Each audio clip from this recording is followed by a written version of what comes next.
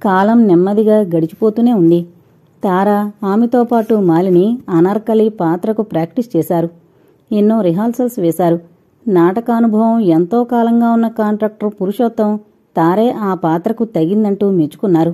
అందుకే అనార్కలి పాత్రను యాక్ట్ చేయడానికి తారనే నిర్ణయించారు. నాటకం రోజు రానే వచ్చింది. హౌస్ఫుల్ కలెక్షన్తో ఆరంభమైన అనార్కలి డ్రామా అద్భుతమైన పేరు సంపాదించింది. ప్రేక్షకులు, పత్రికలు, విమర్శకులు అందరూ డ్రామాతో పాటు సలీం వేషధారైన విక్రమ్ను, అనార్కలి వేషం వేసిన తారను వేనోళ్ల పొగిడారు. తిరిగి ఆ డ్రామాయే ఇంకొకసారి ప్రదర్శించమని 10 మంది స్టేజ్ మీదనే కోరారు. చూస్తూ చూస్తూ ఉండగానే తార రంగస్థల తారగా ప్రకాశించింది. కాంట్రాక్టర్ పురుషోత్తం అనార్కలి ట్రూపుతో ఆంధ్రదేశమంతా తిరిగి రావాలని నిర్ణయించుకున్నాడు. దానికి తగిన ఏర్పాట్లన్నీ చేయసాగాడు. తారకు ముందు ముందు మహోన్నతమైన భవిష్యత్తు ఉందంటూ పొగడసాగాడు. ప్రకాశించే సూర్యబింబం ముందు వెలవలపోతున్న చంద్రునిలా తార ముందు మాలిని రాణించలేకపోతోంది. దానికి తోడు ఆమెకు రోజూ పాటలు పాడి భర్తను నిద్రపుచ్చాల్సిన డ్యూటీ ఒకటి విక్రమిచ్చాడు. ఇప్పుడు సీతారాంగారు కూడా ఆమె చెప్పినట్లు వినడం మొదలుపెట్టాడు. కళ నిప్పులాంటిది. దానికి వయసుతోగాని కాలంతోగాని పనిలేదు. ఆ నిప్పురవ్వ చిన్నదైనా ప్రకాశవంతంగా వెలుగుతూనే ఉంటుంది. అలాగే మాలినిలోని కళాపిపాస అప్పుడప్పుడు నిప్పురవ్వలా ప్రకాశిస్తోంది. అందుకే ఆమెను నాటకాల్లో ప్లేబ్యాక్ గాయకురాలిగా వాడుకుంటున్నారు. తారకు స్వయంగా ఆమె నేపథ్య గానం ఇచ్చేది. విక్రమ్ నాటకమైన 1-2 రోజుల్లో ఇంటికి బయలుదేరి వెళ్లాడు. మాస్టారు కోసం వచ్చిన విక్రమ్ నాటకాల్లో పడి కొంత కాలయాపన చేసినందుకు బాధపడ్డాడు. కాని నాటకరంగంలో ఒక స్థాయి చేరుకున్నందుకు అతనికి సంతోషంగానే ఉంది. హైదరాబాద్, విజయవాడ వెళ్లే బస్సు పాములా బుసలు కొడుతూ ఆ తార్ రోడ్డు వెంట జోరుగా పోతూ ఉంది. వేడి గాలుపులు విపరీతంగా వీస్తున్నాయి. ఆ వేడిగాలిని తట్టుకోలేక ప్రయాణికులు బస్సుకున్న అద్దాలు అడ్డంగా దించేసుకున్నారు. ఉన్నట్లుండి ఆకాశంలో నల్లని మేఘాలు పుట్టుకొచ్చాయి. ఎలక్షన్లో ఓడిపోయి శాసనసభా సభ్యత్వంతో పాటు మంత్రి పదవి కూడా పోగొట్టుకున్న ఒక అవినీతిపరుడైన రాజకీయ నాయకుళ్లా అప్పటి వరకు నిప్పులు కురిపించిన సూర్యుని జాడ లేనేలేదు. సన్నగా చినుకులు కూడా ఆరంభమయ్యాయి. ఇంతలో పెద్దగా ఉరిమింది. ఆ ఉరుము బస్సు కన్నా వేగంగా ప్రయాణం చేసుకుంటూ దూరంగా ఉన్న కొండల్లో ప్రతిధ్వనించింది. తిరిగి ఇంకొకసారి ఉరిమిందా అన్నట్టు బస్సు కండక్టర్ పెద్దగా కేక పెట్టాడు. వేగంగా వెళ్లే బస్సుకు బ్రేకు పడింది. లోపలున్న ప్రయాణికులు ఆ కుదుపుకు అటు ఇటూ ఊగిపోయారు. వెంకటాపురం! మళ్లీ కండక్టర్ అరిచాడు. ఏదో ఆలోచనలో ఉన్న విక్రమ్కు కండక్టర్ పిలుపు విని మాస్టారి పిలుపుకు క్లాస్ రూంలో పిల్లవాడు లేచి నిలబడినట్లు నిలబడి చేతిలో లెదర్ బ్యాగు తీసుకుని బస్సు డోరు వైపు నడిచాడు. విక్రమ్ బస్సులోంచి దిగకముందే కండక్టర్ రైట్ చెప్పడంతో బస్సు బయలుదేరి వెళ్లిపోయింది. బస్సులో నుంచి దిగిన విక్రమ్కు అప్పటికిగాని బయట పెద్ద వర్షం పడుతున్నట్లు తెలియలేదు. అతడు తడిసిపోతున్నాడు. అందుకే తన చేతిలోని బ్యాగుతో సహా రోడ్డు పక్కగా ఉన్న పాకలోకి పరిగెత్తాడు. వెంకటాపురం గ్రామస్తులు తమ గ్రామం నుంచి పోయే ప్రయాణికుల సౌకర్యం కోసం ఆ పాక వేశారు. సంవత్సరానికొకసారి ఆ పాకను వారు రిపేరు చేసి ఆకు కప్పుతుంటారు. పాకలో పొడిగానే ఉంది. విక్రమ్ బ్యాగు కింద పెట్టి తన ప్యాంటు జేబులో నుంచి చేతి రుమాలు తీసుకుని తల మీద, ముఖం మీద పడ్డ వర్షం చినుకులను తుడుచుకున్నాడు. వైటు ప్యాంటు వేసుకున్నవాళ్లు కింద కూర్చోలేకనో, మోకాళ్లు వంగని ముసలివారు కింద కూర్చోలేకనో రోడ్డు పక్కగా ఉన్న 4-5 పెద్దరాళ్లు ఆ పాకలో సీట్లుగా అమర్చారు. విక్రమ్ ఆ బండలో ఒక దానిమీద కూర్చున్నాడు. చేతి గడియారం వైపు చూసుకున్నాడు. అప్పటికి 4:20 విజయవాడ నుంచి వెంకటాపురం వెళ్లే నాటు బస్సు సామాన్యంగా 5 గంటలకు గాని రాదు. బయట వర్షం కురుస్తూనే ఉంది.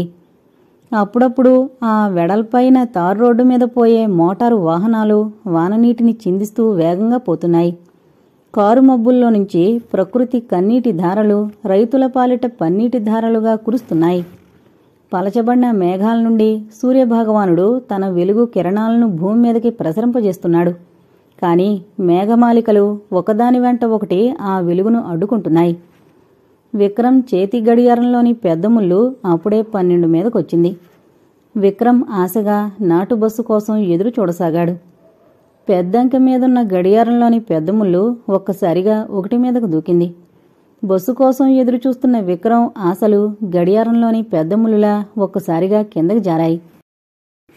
ఒకవైపు చీకటి వెలుతురును తరుముకుంటూ వస్తోంది. విక్రమ్ విసుగ్గా బయటకు చూశాడు. దూరానున్న చెట్లు, గుట్టలు ఆ మసక ఆకారాలు పోగొట్టుకుని వికృతంగా ఉన్నాయి. వర్షంతో పాటు చీకటి కూడా కురుస్తుందా అన్నట్లు చూస్తూ చూస్తూ ఉండగానే ఆ ప్రదేశమంతా మసక చీకట్లు ఆవరించాయి. విక్రమ్ ఆశగా విజయవాడ నుంచొచ్చే తార్ రోడ్డును చూస్తున్నాడు. పొడిగా ఉన్న ఆ పాకలోకి ఆ చుట్టుపట్ల ఉన్న క్రిమి కీటకాలు రాసాగాయి. వాటిని తినడానికి కప్పలు ఆత్రంగా వస్తున్నాయి. అన్నపానానికి అన్నాతురులు ఎగబడినట్లు ఆ కప్పలు ఆ పురుగులను తింటున్నాయి. కప్పల కోసం పాములు వస్తాయేమో అని విక్రమ్ చూస్తూనే ఉన్నాడు. ఆ మసక చీకట్లో 1-2 పాములొచ్చాయి. కప్పలన్నీ ప్రాణభీతితో అటు ఇటు పరిగెత్తాయి. కొన్ని విక్రమ్ కూర్చున్న చోటుకొచ్చాయి. పెద్ద రాజ్యాన్ని అండగా చూసుకుని అదిరిపడే చిన్న రాజ్యంలా ఆ పాములను చూసి పరిహసిస్తున్నాయా అన్నట్లు బెకబెకలాడుతున్నాయి. తార్ రోడ్డు వెంట కారులైట్లు కనిపించగానే విక్రమ్ ఆశగా చూస్తున్నాడు. అవి వెంకటాపురం మట్టి రోడ్డు దాటిపోగానే నిరాశ చెందుతున్నాడు. ఇక అతనికి అక్కడ కప్పలుగాని పాములుగాని కనిపించడం లేదు. ఇంతలో దూరంగా కారు హెడ్లైట్లు కనిపించాయి. చూస్తూ చూస్తూ ఉండగానే నాటు బస్సు వెంకటాపురం మట్టి రోడ్డు వైపు తిరిగి ఆగింది. విక్రమ్ చేతిలో సంచి తీసుకుని ఆ వర్షంలో బయటకు పరిగెత్తాడు. అతడు బస్సు ఎక్కే లోపల పూర్తిగా తడిసిపోయాడు. ఆ బస్సులో 10-15 మంది కన్నా ఎక్కువ లేరు. డ్రైవర్ ఇంజిన్ ఆపాడు. ఇంతలో కండక్టర్, "ఏరా గురు, ఆపావేం పోనీ?" "వానగందరా, బస్సు పోద్దా అని అనుమానంగా ఉందిరా."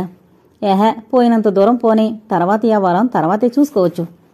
డ్రైవరు బస్సు స్టార్ట్ చేశాడు. చెవులు చిల్లులు పడే శబ్దం చేస్తూ ఆ మట్టి రోడ్డు వెంట సాగింది బస్సు. ఒక్కొక్క చోట బస్సు మట్టిలో దిగబడిపోతోంది. కానీ లేకలేక పడిన వర్షం ఇంకా మట్టి లోతుకంటా తడవలేదు. అందుకే డ్రైవరు బస్సును లాగిస్తున్నాడు. ముసలి ఎద్దులు నిండు బండిని లాగలేక బాధపడుతున్నట్లుగా బస్సు ఆ మట్టి రోడ్డు మీద పోతోంది. ఉన్నట్టుండి ఆ బస్సు మట్టిలో దిగబడిపోయింది. డ్రైవరు లోడ్ గేరుతో సహా అన్ని ఉపాయాలు ప్రయత్నం చేశాడు. కానీ లాభం లేకపోయింది. డ్రైవరు బస్సు ఆపి కండక్టర్ వైపు చూసి, "ఒరే తమ్ముడు, బస్సు దిగబడిందిరా, అందరూ దిగి ఒక పట్టుబడితే." డ్రైవరు మాట పూర్తి కాకుండానే కండక్టరు, "అందరూ దిగండయ్యా, ఒక పట్టు పడదాం." కండక్టరు ఆర్డర్ను శిరసావహించిన కొందరు ఆ వర్షంలోనే కిందకు దిగారు. ఇంతలో ఎవరో, "వర్షంలో ఎలా అయ్యా, తడిసిపోం" అన్నారు. ఆ మాటకు కండక్టరు అగ్గిరాముళ్లా మండిపడ్డాడు. "కూర్చోండయ్యా, అందరం కూర్చుందాం, తెల్లవార్లు జాగరం చేద్దాం." ఆ మాట అనేసరికి ఆ వర్షాన్ని లెక్క చేయకుండా ఒక్కొక్కరే బస్సు దిగిపోయారు. డ్రైవరు బస్సు స్టార్ట్ చేశాడు. ప్రయాణికులు ఒకరికొకరు హుషారిచ్చుకుంటూ డ్రైవర్ లాగించే బస్సుకు దోహదం చేస్తున్నారు. కానీ చక్రాలు లోతుగా కూరుకుపోవడంతో అవి గిరగిరా తిరగసాగాయి. ఇంకా లాభం లేదన్నట్లు డ్రైవరు బస్సు ఇంజిన్ ఆపేశాడు. ఇంకా అక్కడికి వెంకటాపురం 2 కిలోమీటర్లుంటుంది. ప్రయాణికులంతా తడిసిపోయారు. అన్నింటికన్నా సుగుణం ఆ బస్సులో ఆడవారుగాని పిల్లలుగాని లేరు. అందులో ఉన్న వెంకటాపురం ప్రయాణికులంతా నడిచి ఇళ్లకు చేరడానికి నిర్ణయించుకున్నారు. విక్రమ్ వారందరికీ ప్రోత్సాహం ఇచ్చాడు. దాంతో వాళ్లంతా బస్సు దిగారు. ఎవరి వద్ద మోయలేనంత సామాన్ లేదు. సామాన్ లేనివారు సామానున్న వారికి సహాయం చేశారు. వారి అదృష్టం కొద్దీ వర్షం తగ్గుముఖం పట్టింది. Driver conductor ఒంటరివాళ్లైపోయారు. కండక్టరు డ్రైవర్ని ఉద్దేశించి, "గురు, నేను వారి వెంట వెళతా." "తమ్ముడు, ఈ అధ్వాన పడవిలో నేను ఒంటరిగా ఉండేదా? క్లీనరు వెదవ కూడా ఇయాల రాలేదు." "గురు, నా దగ్గర కలెక్షన్ ఉంది. ఈ చీకట్లో ఎవడన్నా నెత్తిమీద కొట్టి డబ్బు లాగితే ఏంటి గతి? ఆ ప్యాసింజర్లు వెళుతున్నారు, నేను పోతా." కండక్టరు ఇక డ్రైవరు మాట వినిపించుకోకుండా అప్పటికే చాలా దూరం వెళ్లిపోయిన ప్రయాణికులను కలుసుకోవడానికి వెళ్లిపోయాడు. "ఒరే తమ్ముడు, నేను వస్తుండా" అంటూ డ్రైవర్ కూడా కండక్టర్ వెంట వెళ్లిపోయాడు. బీదవాని కడుపులా బస్సు ఖాళీగా ఉంది. తన వద్ద శక్తున్నంతవరకు తన చేత పని చేయించుకుని తనలో ఏదో రిపేరు రాగానే తన ముఖం చూడకుండా అలా వదిలి వెళ్లిపోయిన మనుషుల స్వార్థాన్ని చూసి బస్సు విచారపడుతోందా అన్నట్లుగా బస్సు తాలూకా హెడ్లైట్ల మీద పడ్డ వర్షపు చుక్కలు ఒక్కొక్కటి కిందకు జారిపోసాగాయి. ఆ చీకట్లో పడుతూ లేస్తూ ప్రయాణికులంతా వెంకటాపురం చేరేటప్పటికి రాత్రి 9 కావచ్చింది. ఇంటికి చేరిన విక్రమ్కు సీతమ్మగారు వేడినీళ్లు కాచి స్నానానికి సిద్ధం చేసింది. బురదతో నిండిన తన శరీరానికి ఆ వేడినీళ్లు తగిలేసరికి విక్రమ్కి ఎంతో హాయి అనిపించింది. పడ్డ శ్రమంతా ఇట్టే మరిచిపోయాడు. విక్రమ్ స్నానం ముగించుకుని బట్టలు మార్చుకుని వచ్చేలోగా వేడి అన్నం సిద్ధం చేసింది సీతమ్మగారు. అతడు భోజనం ముగించి వంటగదిలో నుంచి బయటకొచ్చేసరికి బయట వరండాలో ఉన్న పాత ఈజీ చైర్లో కూర్చుని రామయ్య గారు చుట్ట తాగుతున్నారు. ఆయన పక్కనే మంచం మీద విక్రమ్ కూర్చున్నాడు. ఇంతలో సీతమ్మగారు కూడా వచ్చి కూర్చుంది. తండ్రి విషయాన్ని ఎత్తకుండానే విక్రమ్ మాస్టారు విషయం పూర్తిగా తల్లిదండ్రులకు చెప్పాడు. వారంతా చాలా విచారపడ్డారు. మరి ఏం నిర్ణయించుకున్నావు బాబు? తండ్రి ప్రశ్నకు వెంటనే సమాధానం చెప్పాడు విక్రమ్. హైదరాబాద్లో ప్రాక్టీసు పెట్టదలిచాను నాన్న. మంచిదే, ప్రాక్టీస్ పెట్టాలంటే డబ్బు కావాలిగా. కావాలి మరి. ఎంత కావాల్సి వస్తుంది? సుమారు 15,000 దాకా కావాల్సి వస్తుంది. సీతమ్మగారు కొడుకు వైపు ఆశ్చర్యంగా చూస్తూ, విక్రమ్, మన దగ్గర అంత డబ్బెక్కడిదిరా? అదేనమ్మా నేను ఆలోచిస్తున్నాను. విక్రమ్, దీనికి ఒకటే పరిష్కార మార్గం ఉంది. అది నీ వివాహం. అమ్మా, ఏంటి నువ్వనేది? రామయ్య గారు కల్పించుకోక తప్పలేదు. అందుకే ఆయన. మీ అమ్మ చెప్పింది నిజం. మన సూరయ్య గారి సుబ్బయ్య లేడు, ఆయన మనవరాల్ని ఇచ్చి చేస్తానన్నాడు. కట్నం కూడా 25,30,000 దాకా ఇస్తారు. మేం పిల్లని చూసాం, లక్షణంగా ఉంది. సుబ్బయ్య కూతురు లేదు, రత్నమాల. ఆమె కాలికి బలపం కట్టుకుని తిరుగుతుందంటేనమ్ము. నువ్వు కూడా పిల్లని చూసావంటే తతిమా విషయాలు తర్వాత సీతమ్మగారు కొడుక్కి ఏదో హితబోధ చేస్తూ ఉంది. కాని విక్రమ్ కునికిపాట్లు పడుతున్నాడు. వర్షంలో తడవడం, రాత్రిపూట అంత దూరం నడిచి రావడం అతనికి బడలిక కలిగించింది. అందుకే అతడు కునికిపాట్లు పడసాగాడు. అది చూసిన రామయ్య గారు విక్రమ్ను పడుకోమని పంపేశారు. బ్రతుకు జీవుడా అంటూ వెళ్లి పడుకున్నాడు. తెల్లవారుతూనే విక్రమ్ లేచాడు. తన పనులన్నీ ముగించుకుని బట్టలవి వేసుకుని కూర్చున్నాడు. ఇంతలో సుబ్బయ్య గారి పాలేరొచ్చి రామయ్య గారితో ఏదో మాట్లాడి వెళ్లాడు. రామయ్య గారు కూడా సగం కాల్చిన చుట్ట నార్పి దూరంగా పారేసి వెళ్లి బట్టలు మార్చుకుని విక్రమ్ను తన వెంట రమ్మన్నారు. ఆ తండ్రి కొడుకులిద్దరూ సుబ్బయ్య గారింటికి చేరారు. వాళ్లను చూస్తూనే అక్కడున్న ఆడ మగలో కూడా సంచలనం బయలుదేరింది. వారి రాక కోసం ఒక గదంతా బాగా అలంకరించుంచారు. అందులో ఉన్న 4 కుర్చీలు అందంగా అమర్చబడున్నాయి. సుబ్బయ్య గారి ఆహ్వానంతో వారు లోపలికి వెళ్లి కూర్చున్నారు. ఇంటర్వ్యూకొచ్చిన అభ్యర్థుల వల్లే కాక పరీక్షాధికారుల్లా ఉన్నారా తండ్రి కొడుకులు. రామయ్య గారికి విక్రమ్కు ఏదో స్వీటు హాటు టిఫిన్గా ఇచ్చారు. అదైన తర్వాత కాఫీ, దాని తర్వాత ఆకు వక్క ఇచ్చారు. తర్వాత సుబ్బయ్య గారు కూడా వాళ్లతో పాటు వచ్చి కూర్చున్నారు. ఇంతలో పెళ్లి కూతురు కన్నా చక్కగా అలంకరింపబడిన వాణిజయ్ను ఆడవాళ్లక్కడకు తెచ్చి కూర్చోబెట్టారు. రవివర్మ చిత్తరువులో ఉన్న ఒక అందమైన స్త్రీకి ప్రాణం పోసి అలా తెచ్చి కూర్చోబెట్టారా అనుకుండేటట్లుగా ఉంది ఆ అమ్మాయి. ఇంకా రత్నమాల అసలు విషయాన్ని కదిలించింది. పెదనాన్న, పిల్లని చూశారుగా, ఏదన్నా అడగదలిస్తే అడగండి. రత్నమాల అన్న మాటలకు రామయ్య గారు ఒకసారి పెళ్లి కూతురు వైపు పరీక్షగా చూసి తృప్తిగా నవ్వారు. చూడమ్మా, పిల్ల నచ్చవలసింది వాడికి. ఏదన్నా ప్రశ్నలు వగేరాలు వేయవలసిన వాడు విక్రమే. నా అభిప్రాయం అంటారా? అదేమంత ముఖ్యం కాదు. తండ్రి బాధ్యతంతా ఒక్కసారి తన నెత్తిన నెట్టేశాడు. తన నెత్తిన కొన్ని వేల టన్నుల బరువు పడ్డట్లుగా కృంగిపోయాడు విక్రమ్. అతనికేం మాట్లాడాలో అర్థం కాక సతమతమవుతున్నాడు. ఇంతలో సీతమ్మగారు పెద్ద పేరంటాల్లా ఎప్పుడో కొన్న కంచిపట్టు చీర కట్టుకుని అక్కడికొచ్చింది. ఆమెను చూస్తూనే సుబ్బయ్య కుర్చీలో నుంచి లేచి, వదినా, రావమ్మా, నువ్వు లేకపోతే సందడే లేదు. పిల్లను ఏదన్నా అడగండర్రా అంటే తండ్రి కొడుకులు సిగ్గుపడి కూర్చున్నారు. అక్కడున్న ఆడవాళ్లంతా బలవంతం చేసి సీతమ్మగారిని కుర్చీలో కూర్చోబెట్టారు. ఆమెకు కాఫీ, టిఫిన్ ఇచ్చారు. ఆమె విక్రమ్ వైపు తిరిగి, విక్రమ్, ఏదన్నా అడగదలిస్తే అన్నీ స్వయంగా అడిగి కనుక్కోనాయనా. తర్వాత మమ్మల్ని అనే పనిలేదు. కూర్చుంటే ఎలా? ఆమె తొందర చేయసాగింది. విక్రమ్కు ఇంకా తప్పేటట్లు లేదు. అందుకే అతడు మొదలుపెట్టాడు. ఏమండి, మీరెంత మట్టుకు చదువుకున్నారు? అసలే పల్లెటూరు కావడంతో పెళ్లిచూపుల కార్యక్రమానికి చాలామంది ఆడవాళ్లొచ్చారు. పెళ్లి కూతుర్ని పలకరించిన తీరు చూసి అక్కడున్న ఆడవాళ్లంతా పక్కున నవ్వారు. పెళ్లి కావలసిన పడతులు ఇంకా నవ్వుతూనే ఉన్నారు. వారి నవ్వుతో పాటు పెళ్లి కూతురు కూడా నవ్వాగలేదు. ఆమె తల వంచుకుని నోటికి చెయ్యడ్డు పెట్టుకుని నవ్వసాగింది. విక్రమ్ అది గమనించకపోలేదు. కొడుక్కి సపోర్టుగా సీతమ్మగారు కల్పించుకుని, ఎందుకమ్మా నవ్వుతారు? చదువుకున్నవాడు కదా, ఏదో చదువుకున్న పిల్లను పలకరించే తీరు అలాగే ఉంటుంది. దానికి నవ్వెందుకు? ఆడవాళ్లలో నుంచి ఎవరో గట్టిగా అన్నారు. చెప్పవే సమాధానం. పెళ్లికూతురు నెమ్మదిగా తలెత్తింది. ఆమె అందానికి విక్రమ్ ఎప్పుడో దాసుడైపోయాడు. ఇంటర్ పాస్ అయ్యానండి. ఆమె గొంతు వీణమీటినట్లుగా ఉంది. ఆ ధ్వని విని విక్రమ్ పరవశించిపోయాడు. మళ్లీ అతడు తేరుకోవడానికి సీతమ్మగారు ఇంకా పెళ్లికూతురిని ప్రశ్నించమని ఆర్డర్ వేసింది. విక్రమ్ మళ్లీ ఆరంభించాడు. మీరేమన్నా పాడగలరా? సంగీతం రాదు కాని సినిమా పాటలు పాడగలను. మీకు భరతనాట్యం అవి వచ్చా? విక్రమ్ వేసిన ఈ ప్రశ్నకు సీతమ్మగారు పక్కున నవ్వింది. ఆమె పేరంటాళ్ల వైపు చూస్తూ, ఇప్పుడు నవ్వండి, ఇందాక నవ్వినట్లు కాదు, మావాడు డాక్టరు, తెలిసిందా? ఎంతైనా మగపెళ్లివారంగా ఏదన్నా అడగచ్చు. ఆ పేరంటాళ్లలోంచి ఒక కంఠం కంగున పలికింది. సమాధానం కోసం వాణిజేవైపు చూస్తున్న విక్రమ్ ఆమె తనకు అవేమీ రావన్నట్లు తలాడించడం చూశాడు. ఇప్పటికి 3 ప్రశ్నలు కష్టపడి అడగగలిగాడు. ఇంకా 4వ ప్రశ్న ఏమొస్తుందా అని వాణిజేయ ఆత్రంగా చూడసాగింది. 4వ ప్రశ్న వేయడానికే విక్రమ్ నోరు తెరిచాడు. ఇంక నేను వేయవలసిన ప్రశ్నలు లేవు, మీరు లోపలికి వెళ్లొచ్చు. ఆ మాట వినగానే వాణిజయ్య 2 అంగల్లో లేచి ఆ పేరంటాళ్లలో చేరిపోయింది. ఆమె నడక తీరు చూసి అతడు మరింత మురిసిపోయాడు. అంతవరకు మాట్లాడకుండా కూర్చుని విషయాలు గమనిస్తున్న సుబ్బయ్య, అబ్బాయి విక్రమ్, పిల్ల నచ్చిందా చెప్పు. అతడు తల్లి తండ్రిని అడగకుండానే తనకు ఆమె నచ్చిందని చెప్పేశాడు. ఇంతలో పేరంటాళ్లలో నుంచి రత్నమాల తండ్రి దగ్గరగా వచ్చి చెవిలో ఏదో చెప్పి వెళ్ళిపోయింది.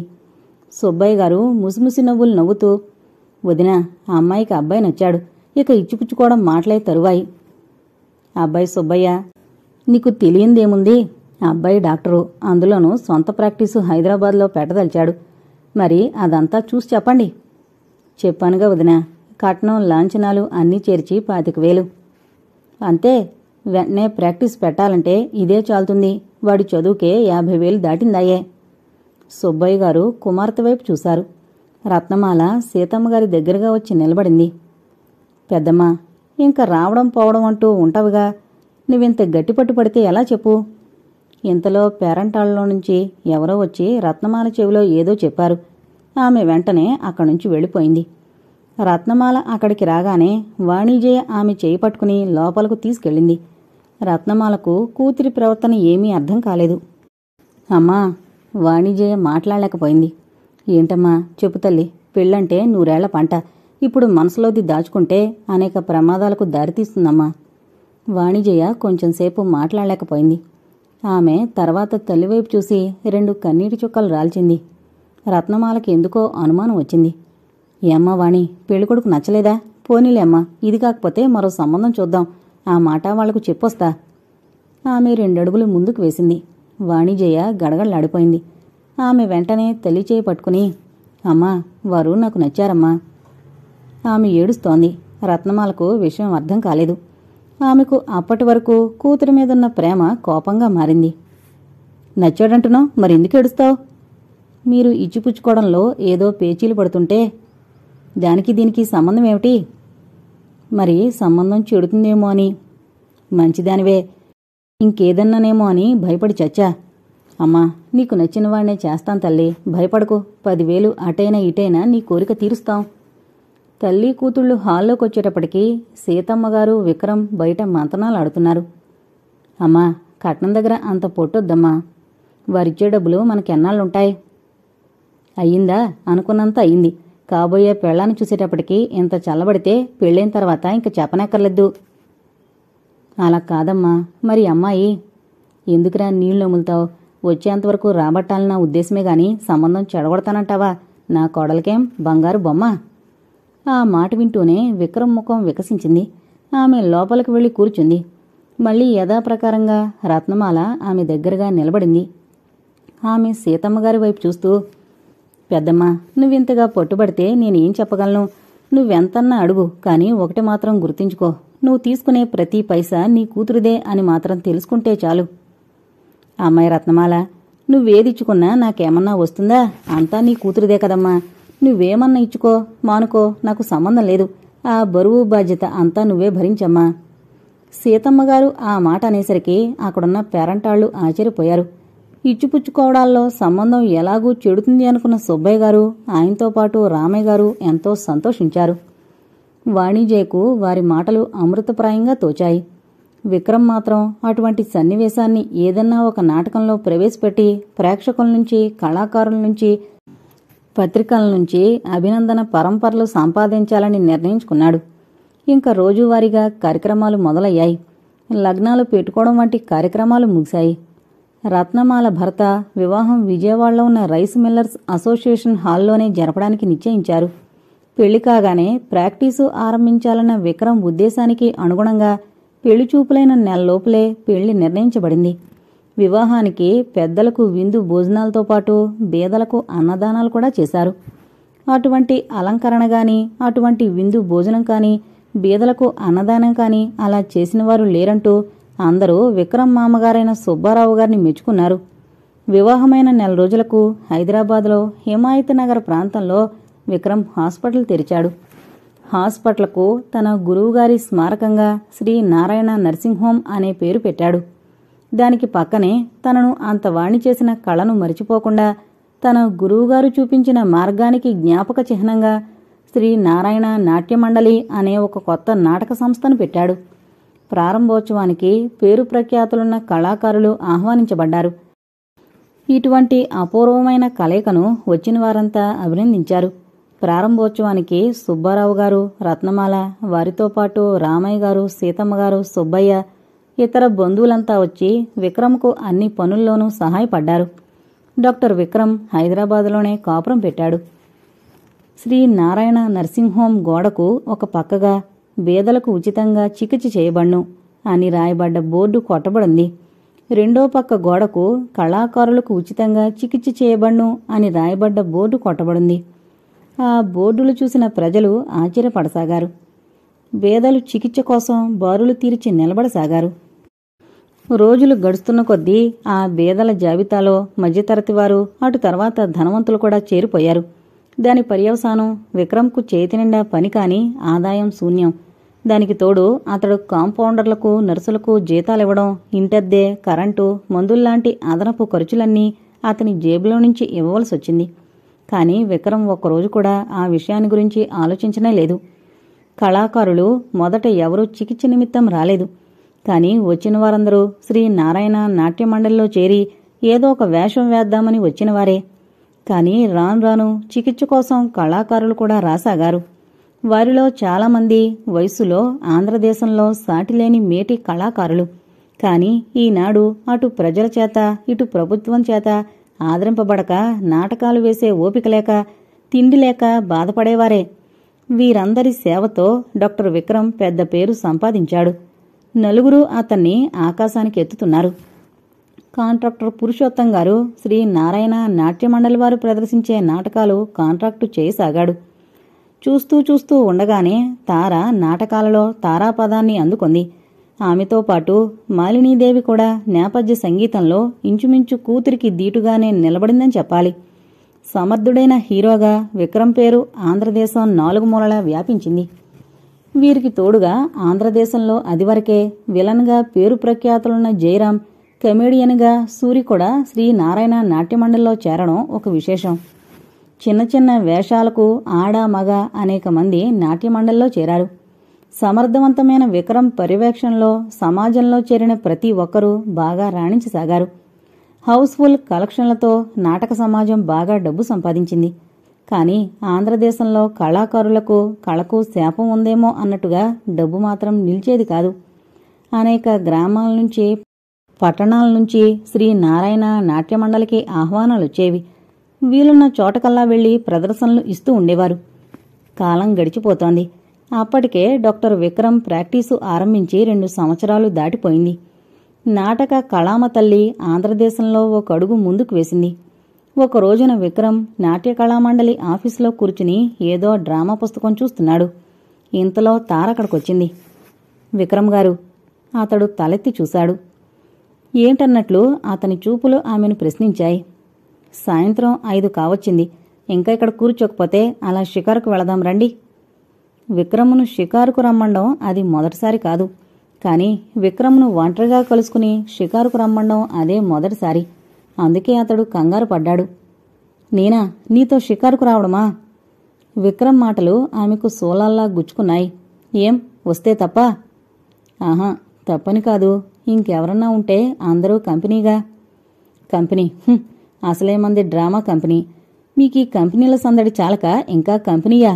ఏమో బాబు, నాకీ బిజీ లైఫ్లో నుంచి కొంచెం సేపైనా దూరంగా ఉండాలనిపిస్తోంది. పదండి, నా కారు రెడీగా ఉంది.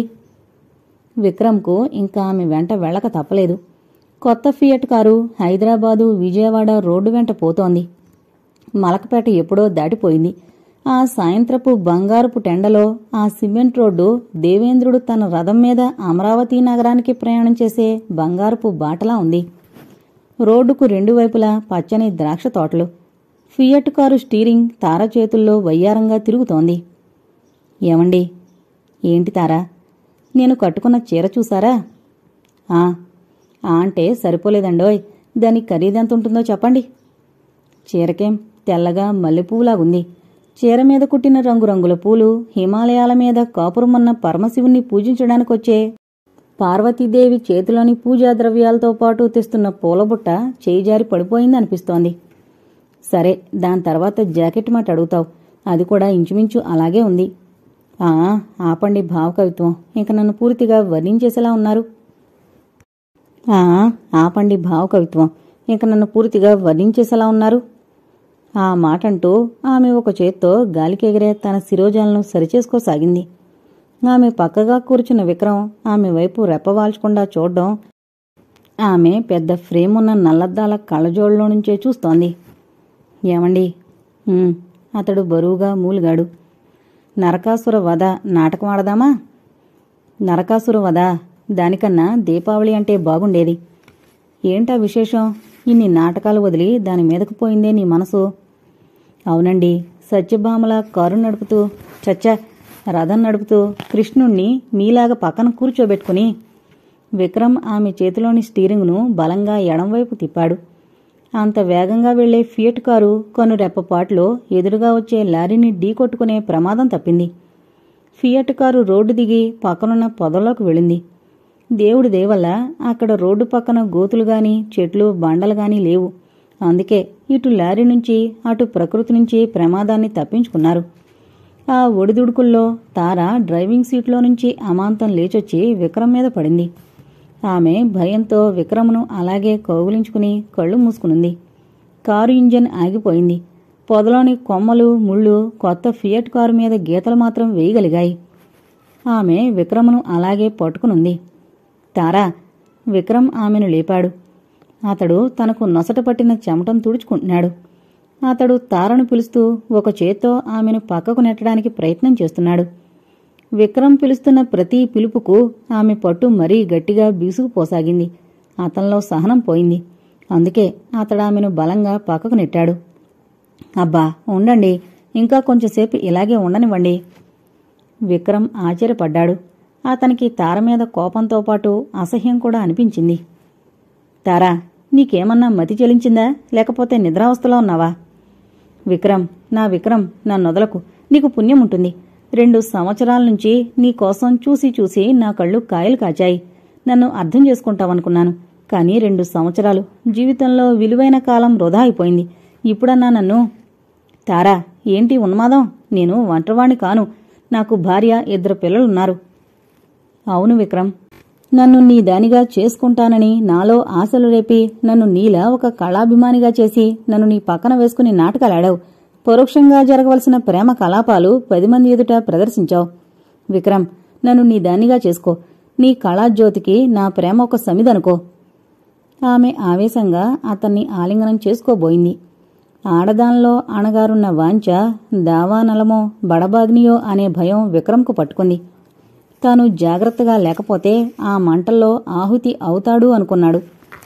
తారా, మనం భయంకరమైన ప్రమాదాన్ని తప్పించుకుని కారుతో సహా చెట్ల మధ్య చిక్కుకున్నాం. ఈ కారు నడుస్తుందో లేదో తెలీదు. మనం బయటపడ్డానికి ఇంకా ఎవరి సహాయమైనా అవసరం కావచ్చు. నువ్విదంతా గమనించకుండా నీరో చక్రవర్తిలా ప్రవర్తిస్తే లాభమే ఉంది చెప్పు. ఓ మై డియర్ విక్రమ్, తినబోతూ రుచులడగబోకు. మన వ్యవహారం తేలితే తర్వాత ఇక్కడి నుంచి బయటకు. విక్రమ్ ఇక ఆమె మాటలు సహించలేకపోయాడు. తన పక్కగా ఉన్న డోరు గట్టిగా తోసి ఆ చెట్లలో నుంచి ఎంతో కష్టంగా బయటపడ్డాడు. ఆ ముళ్ల పొదల్లో నుంచి బయటకు రావడంతో అతని శరీరం అక్కడక్కడా గీరుకుపోయింది. అతని బట్టలు కూడా అక్కడక్కడా చిరుగులు పడ్డాయి. ఇంతలో ఆ రోడ్డు వెంట ఒక బస్సు రావడం చూసి విక్రమ్ దాన్ని ఆపాడు. వాళ్ల విషయం చెప్పగానే వారంతా బస్సు దిగి హనుమంతుడు సంజీవి పర్వతాన్ని అవలీలగా తెచ్చినట్లు ఆ ఫియట్ కారును, దానిలోని సుందరాంగిని తెచ్చి రోడ్డు మీద పెట్టారు. విక్రమ్ చెప్పిన థ్యాంక్స్ చాలక ఆ సుందరాంగి వద్ద కూడా థ్యాంక్స్ కొట్టేయాలన్న ఆశతో ఆ బస్సులో ప్రయాణం చేసే రోడ్డు రోమియోలు ప్రయత్నం చేయసాగారు. కాని ఇంతలో బస్సు స్టార్ట్ కావడంతో వారంతా అందులో ఎక్కేశారు. బస్సు బరువుగా నిండు చోళాల్లా కదిలింది.